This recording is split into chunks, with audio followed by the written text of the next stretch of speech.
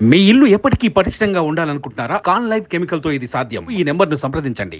నమస్కారం సార్. నమస్కారం. అమరావతి నిర్మాణంలో మీరు చాలా కీలక పాత్రను పోషించారు. అప్పుడు మంత్రిగాను మొత్తం వ్యవహారం అంతా కూడా భూసేకరణలో మొత్తం అంతా కూడా రేయింబావులు కష్టపడింది మీరే, అది అందరికీ కూడా తెలుసు. అయితే చంద్రబాబు నాయుడు, ఆ తర్వాత లోకేష్, తర్వాత వాళ్ళిద్దరు తర్వాత మిమ్మల్ని ఇబ్బందులు పెట్టారు. ఎందుకు ఆ పరిస్థితి ఎందుకు వచ్చిందంటారు? అంటే యాక్చువల్గా నేను 1993 నుంచి తెలుగుదేశంలో ఉన్నానండి. 93 నుంచి యాక్చువల్గా హైదరాబాద్ పార్టీ ఆఫీసులో అనేక వర్క్స్ చేసేవాడిని మొదటి నుంచి.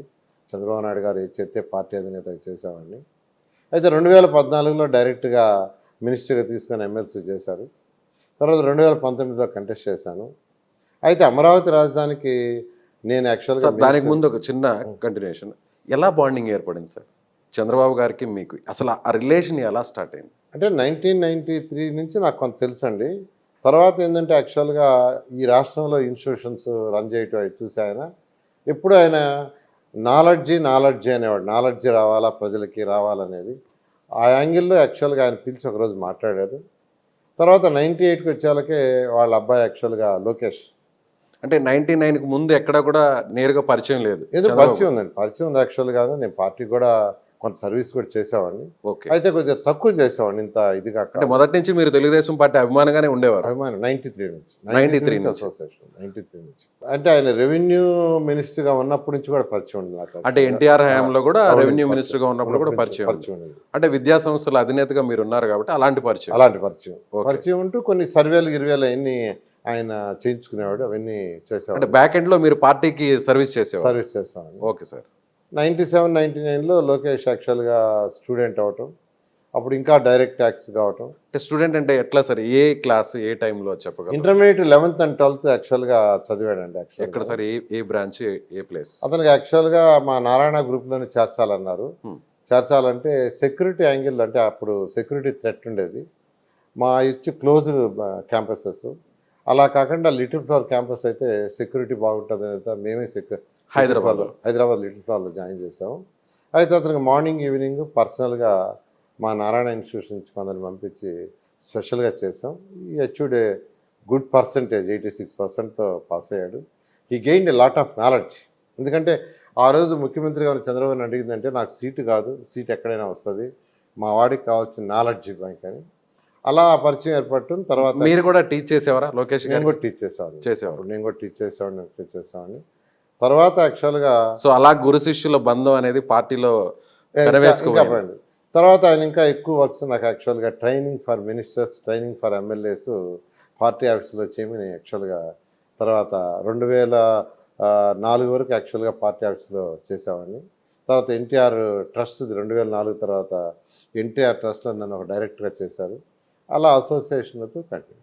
సో బ్యాక్ ఎండ్లో పార్టీకి మీరు సర్వీస్ చేశారు కాబట్టి, సో ఇప్పుడు మీలాంటి నాయకుడు, ఒక రకంగా చెప్పాలంటే నాయకుడు కంటే కూడా ఒక పరిపాలన మీద పూర్తి స్థాయి అవగాహన ఉన్న వ్యక్తిగా మిమ్మల్ని మంత్రివర్గంలో తీసుకున్నారు అంతే? ఆ రోజు అదే 2014 దాకా నాకు యాక్చువల్గా ఆలోచన లేదు. ఎందుకంటే 2014లో శ్రీకాకుళం, విజయనగరం, విశాఖపట్నం ఆ 3 జిల్లాలు నేను మానిటరింగ్ చేశానండి 4 months. అవి 34 సీట్లు, 25 గెలిచాము. ఆ తర్వాత ఎలక్షన్ రిజల్ట్స్ వచ్చే ముందు, ఎలక్షన్ జరిగిన రోజుకి రిజల్ట్స్ వచ్చే మధ్యలో ఒకరోజు ఇలాగనే మాట్లాడుతూ, నారాయణ నువ్వు క్యాబినెట్కి వస్తావని అడిగారు. అప్పుడు దాకా నాకు అసలు ఒక ఎమ్మెల్యే కావాలి కానీ, మినిస్టర్ కావాలి కానీ, ఎమ్మెల్యే ఆలోచన లేదు. అదే పార్టీకి సేవ చేస్తూ ఉన్నాను.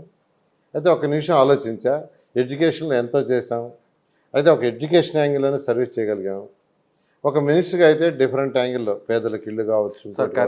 కానీ వ్యాపార సంస్థల నుండి చాలామంది, ఇప్పుడు అంబానీలు కానీ అదానీలు కానీ ఎవరు కూడా రాజకీయాలు ఎప్పుడు నేరుగా రారు. ఎవరైనా కూడా వ్యాపార సంస్థలు, విద్యా సంస్థలు మీలాగా ఒక చిన్న నెల్లూరు పట్టణం నుంచి దాదాపుగా జాతీయ స్థాయిలో దేశమంతా వ్యాపింపజేశారు. 1000 కోట్ల బిజినెస్ని మీరు టర్న్ ఓవర్ వచ్చే విధంగా మీ కృషితో జరిగింది. కానీ నేరుగా రాజకీయాల్లోకి వచ్చిన తర్వాత మిమ్మల్ని టార్గెట్ చేయడం జరుగుతుంది, మీ ఫ్యామిలీ ఇబ్బంది పడుతున్నారు, మీరు కూడా ఆల్మోస్ట్ అరెస్ట్ అయ్యారు, జైలుకి వెళ్ళే పరిస్థితి వచ్చింది.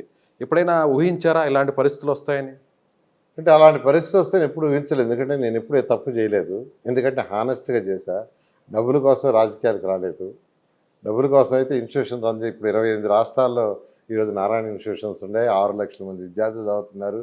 50,000 మందికి జీతాలు ఇస్తున్నాం. అంటే 50,000 కుటుంబాలు ఈరోజు నారాయణ గ్రూప్ మీద డిపెండ్ అయ్యి బతుకుతున్నారు. అయితే ఒక ఎడ్యుకేషన్లో సర్వీస్ చేసాం. ఒక మినిస్టర్ అయితే డిఫరెంట్ యాంగిల్లో చేయొచ్చు అని యాక్చువల్గా వచ్చాను.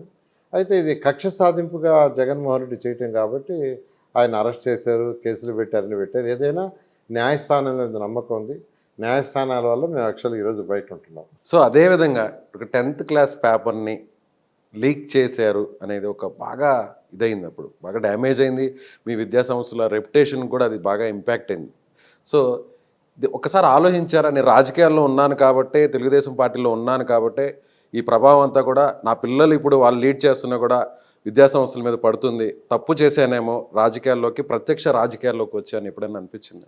నేను ఎప్పుడు డెసిషన్ ఒకసారి తీసుకున్న తర్వాత ముందుకు వెళ్తానండి, వెనక్కి రాను. ఎందుకంటే ఏదైనా ప్రతి దాంట్లోనూ సమస్యలు ఉంటాయి, ప్రతి దాంట్లోనూ కొన్నిట్లో చిన్న సమస్యలు ఉంటాయి, కొన్నిట్లో పెద్ద సమస్యలు ఉంటాయి.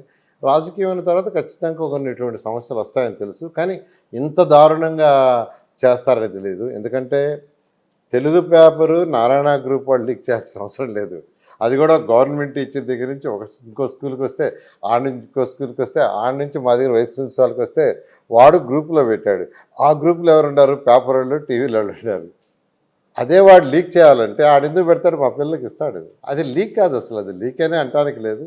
కానీ కక్ష సాధింపుతో చేసింది. ఎందుకంటే ఈ 43 సంవత్సరాల నుంచి ఎవ్రీ ఇయర్ 10th క్లాస్ అయినా, ఇంటర్మీడియట్ అయినా, ఎంసెట్ అయినా, ఏ ఎగ్జామ్ జరిగే రోజైనా జరిగే 2 రోజుల ముందు నేను టెలికాన్ఫరెన్స్ పెడతాను. ఇండియా మొత్తం పెడతా, ఆల్ అవర్ ఎంప్లాయీస్కి. నారాయణ గ్రూప్ ఇంతవరకు తప్పు చేయలేదు, ఎక్కడా మాల్ ప్రాక్టీస్ కానీ చేయలే, పేపర్ లీకేజ్ కానీ. మీరెవరూ తప్పు చేయొద్దు, మీరెవరైనా తప్పు చేస్తే నేనే యాక్షన్ తీసుకోమని చెప్తానని చెప్తా. నన్ను అరెస్ట్ చేసే ముందు కూడా చెప్పాను, ఏది ఇండియా మొత్తం కాన్ఫరెన్స్ పెట్టి ఎగ్జామ్స్కి ముందు నేనే చెప్పాను. కానీ వాళ్ళు కక్ష సాధింపు చేసినప్పుడు మనం చేయలేము. దానివల్ల ఏమన్నా విద్యా సంస్థల మీద, రెప్యుటేషన్ మీద ఏమన్నా ఇబ్బంది అయిందా? ఏమీ లేదండి, జీరో రెప్యుటేషన్ ఎఫెక్ట్ ఏమీ లేదు, ఉండదు. ఎందుకంటే నేను మా ఎంప్లాయీస్ చాలా స్ట్రిక్ట్గా చెప్తా, ఎవరు తప్పు చేసినా నేనే కంప్లైంట్ చేస్తాను అని.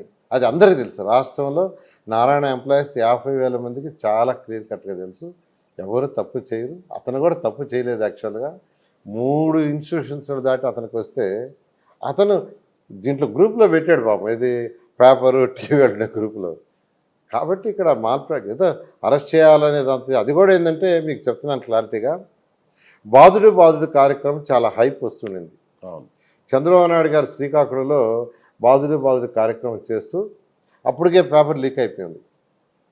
లీక్ అయినప్పుడు ఆయన ఒక మాట అన్నాడు, కరోనా వచ్చి 2 సంవత్సరాలు ఎగ్జామ్ పెట్టలేదు గవర్నమెంట్, ఫస్ట్ టైం ఎగ్జామ్ పెట్టింది, ఎగ్జామ్ పెట్టినప్పుడే లీక్ అయిపోయింది, అంటే ఎగ్జామ్స్ పెట్టడం కూడా ఈ గవర్నమెంట్కి రాదని చంద్రబాబు నాయుడు గారు అక్కడ కామెంట్ చేశారు.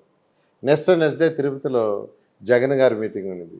ఈయన ఏం చేశారు, జగన్ గారు, సీఎం గారు, నారాయణ చైతన్య వాళ్ళు కావాలని మా మీద బోధ జల్లటానికి, మా యొక్క ప్రభుత్వాన్ని అప్రతిష్ట చేయడానికి అరెస్ట్ చేశారు, స్టేట్మెంట్ ఇచ్చారు. ఒక సీఎం లెవెల్లో స్టేట్మెంట్ ఇచ్చినప్పుడు ఇంకా అధికారులు దాని మీద పడతారు కాబట్టి నన్ను అరెస్ట్ చేశారు. అంటే ఫ్యాబ్రికేటెడ్ ఇదంతా కూడా? Purely fabricated, everybody knows, it is very clear. అంటే మీ వాళ్ళని వాళ్ళు కొన్నారనుకోవచ్చా? మీ దగ్గర పనిచేస్తున్నటువంటి లెక్చరర్స్ కావచ్చు, టీచర్స్ ఎవరు అసలు లీక్ అయిందని చెప్పలేదు. మా వాళ్ళు ఎవరు లీక్ అయిందని ఎవరు? మీ దగ్గర ఉన్నటువంటి ఆ టీచర్, మా దగ్గర ఉన్న వైస్ ప్రిన్సిపాలే చాలా క్లియర్గా పోలీసు వాళ్ళకి చెప్పాడు, ఏది నాకు ఇలా వచ్చింది, నేను ఇలా గ్రూప్లో పెట్టానని. కానీ వాడిని కొట్టి తన్ని వాడి దగ్గర యాక్చువల్గా 2 రోజులు అరెస్ట్ చేసి 4 రోజులు వాడి దగ్గర రాయించారు. ఈ రోజు కూడా వాడు చాలా క్లియర్గా చెప్తా, అవసరం లేదు అసలు లీక్ చేయాల్సిన అవసరం లేదు. మా బ్రాంచ్లో ఎగ్జామ్ జరుగుతుంది కదా. Thank you sir. Thank you. Suman టీవీలో మీ పర్సనల్ అండ్ బిజినెస్ ప్రమోషన్స్ కోసం కింది నెంబర్కి కాంటాక్ట్ చేయండి.